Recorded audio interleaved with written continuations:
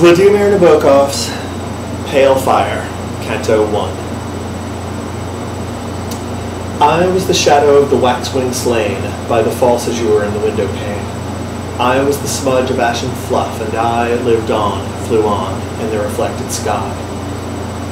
And from the inside, too, I'd duplicate myself, my lamp, an apple, and a plate.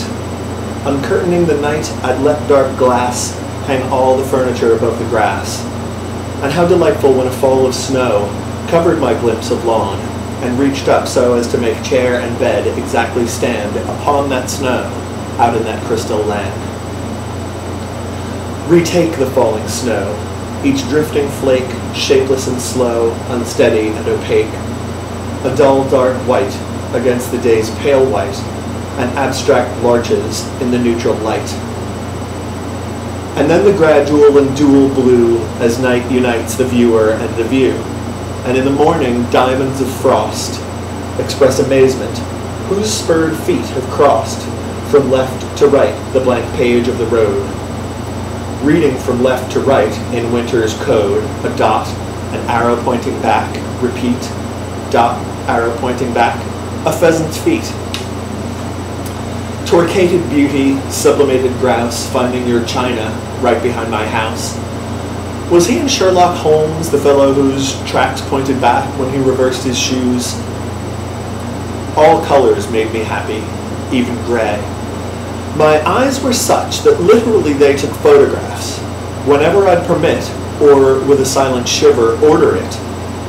Whatever in my field of vision dwelt, an indoor scene, hickory leaves, the svelte stilettos of a frozen still aside, was printed on my eyelid's nether side, where it would tarry for an hour or two, and while this lasted, all I had to do was close my eyes to reproduce the leaves, or indoor scenes, or trophies of the eaves.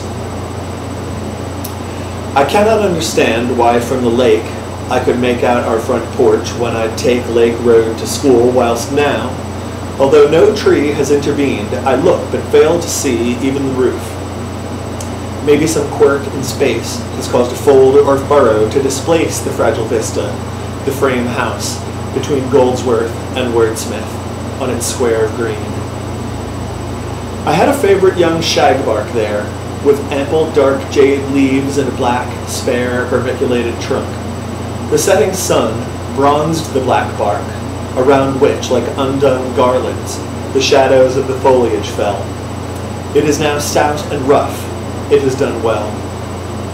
White butterflies turn lavender as they pass through its shade, where gently seems to sway the phantom of my little daughter's swing. The house itself was much the same. One wing we've had revamped. There's a solarium. There's a picture window flanked with fancy chairs.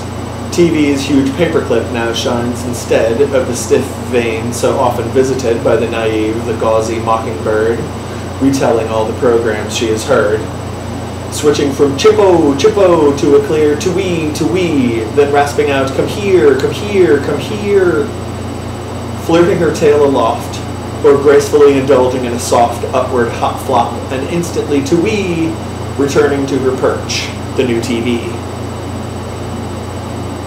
I was an infant when my parents died. They were both ornithologists. I've tried so often to evoke them that today I have 1,000 parents. Sadly, they dissolve in their own virtues and recede, but certain words, chance words I hear or read, such as bad heart, always to him refer, and cancer of the pancreas to her. A preterist, one who collects cold nests. Here was my bedroom, now reserved for guests. Here, tucked away by the Canadian maid, I listened to the buzz downstairs and prayed for everybody to be always well. Uncles and aunts, the maid, her niece Adele, who'd seen the Pope, people in books, and God.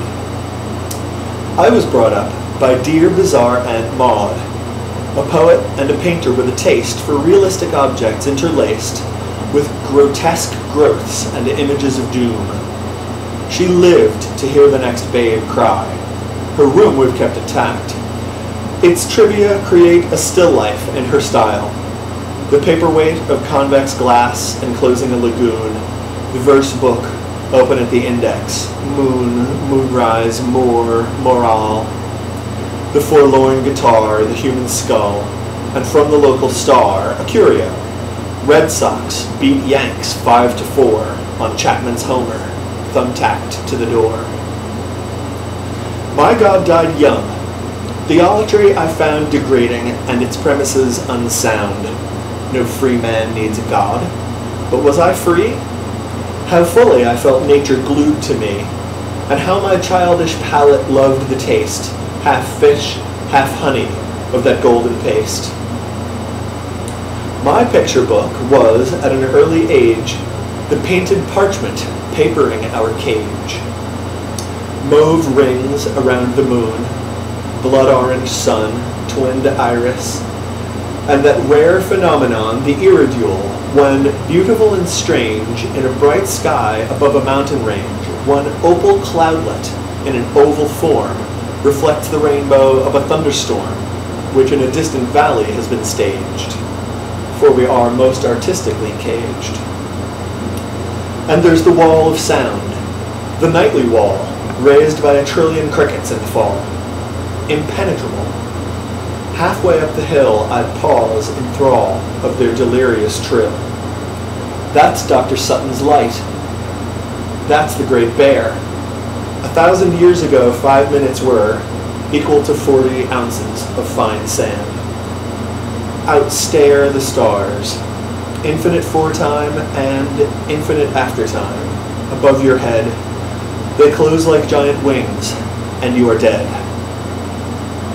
The regular vulgarian, I dare say, is happier. He sees the Milky Way only when making water. Then, as now, I walked at my own risk, whipped by the bough, tripped by the stump. Asthmatic, lame, and fat, I never bounced a ball or swung a bat. I was the shadow of the waxwing slain by feigned remoteness in the window pane. I had a brain, 5 senses, one unique, but otherwise I was a cloutish freak. In sleeping dreams I played with other chaps, but really envied nothing, save perhaps the miracle of a lemniscate left upon wet sand by nonchalantly deft bicycle tires. A thread of subtle pain, tugged at by playful death, released again, but always present, ran through me. One day, when I'd just turned 11, as I lay, prone on the floor, and watched a clockwork toy, a tin wheelbarrow pushed by a tin boy, bypass chair legs and stray beneath the bed, there was a sudden sunburst in my head. And then black night. That blackness was sublime. I felt distributed through space and time. 1 foot upon a mountaintop, 1 hand under the pebbles of a panting strand, 1 ear in Italy, 1 eye in Spain, in caves my blood, and in the stars my brain. There were dull throbs in my Triassic, green optical spots in Upper Pleistocene, an icy shiver down my age of stone, and all tomorrows in my funny bone. During one winter, every afternoon, I'd sink into that momentary swoon. And then it ceased. Its memory grew dim. My health improved. I even learned to swim. But like some little lad forced by a wench with his pure tongue her abject thirst to quench, I was corrupted, terrified, allured. And though old Dr. Colt pronounced me cured of what he said were mainly growing pains, the wonder lingers and the shame remains.